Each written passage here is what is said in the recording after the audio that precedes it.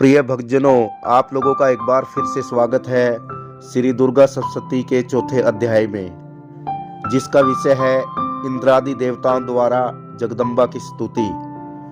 तो शुरू करते हैं श्री दुर्गा सप्तशती चौथा अध्याय। ऋषि बोले, अत्यंत पराक्रमी दुष्टात्मा महिषासुर तथा उसकी असुर सेना के देवी के हाथ से मारे जाने पर इंद्र आदि देवता प्रणाम के लिए गर्दन तथा कंधे झुकाकर उन भगवती दुर्गा की उत्तम वचनों द्वारा स्तुति करने लगे।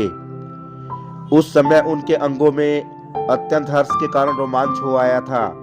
देवता बोले, संपूर्ण देवताओं की शक्ति का समुदाय ही जिनका स्वरूप है तथा जो देवी शक्ति से संपूर्ण जगत में व्यापक है, समस्त देवताओं और महर्षियों की पूजनीया उन जगदम्बा को हम भक्तिपूर्वक नमस्कार करते हैं। वे हम लोगों का कल्याण करें। आप संपूर्ण जगत की उत्पत्ति में कारण हैं।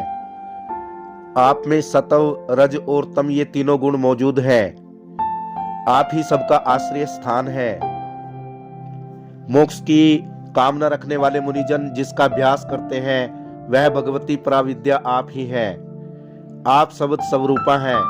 अत्यंत निर्मल ऋग्वेद, यजुर्वेद तथा उद्गीत के मनोहर पदों के पाठ से युक्त सामवेद का आधार आप ही हैं।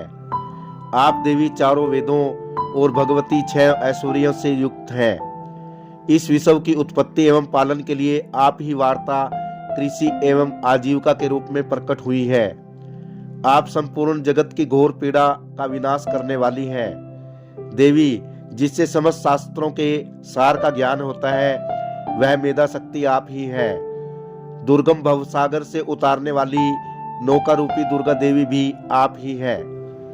आपके प्रसन्न होने पर जगत का कल्याण होता है और क्रोध में भर जाने पर आप तत्काल ही कितने कुलों का सर्वनाश कर डालती हैं।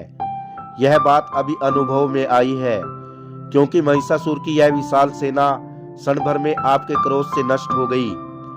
सदा कल्याण प्रदान करने वाली आप जिन पर प्रसन्न रहती हैं, वही देश में सम्मानित, उन्हीं को धन और कीर्ति की प्राप्ति होती है। उन्हीं का धर्म कभी स्थिर नहीं होता तथा वे ही अपने स्वस्थ स्त्री, पुत्र और भाइयों के साथ भाग्यवान माने जाते हैं। देवी, आपकी ही कृपा से पुण्यात्मा पुरुष प्रतिदिन अत्यंत श्रद्धा पूर्वक सदा सब प्रकार के धर्मानुकूल कर्म करता है।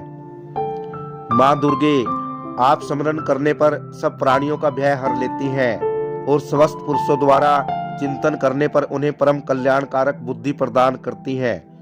दुख, दरिद्रता, संकट और भय हरने वाली देवी, आपके सिवा दूसरी कौन है जिसका चित्त सबका उपकार करने के लिए सदा ही दयालु रहता हो।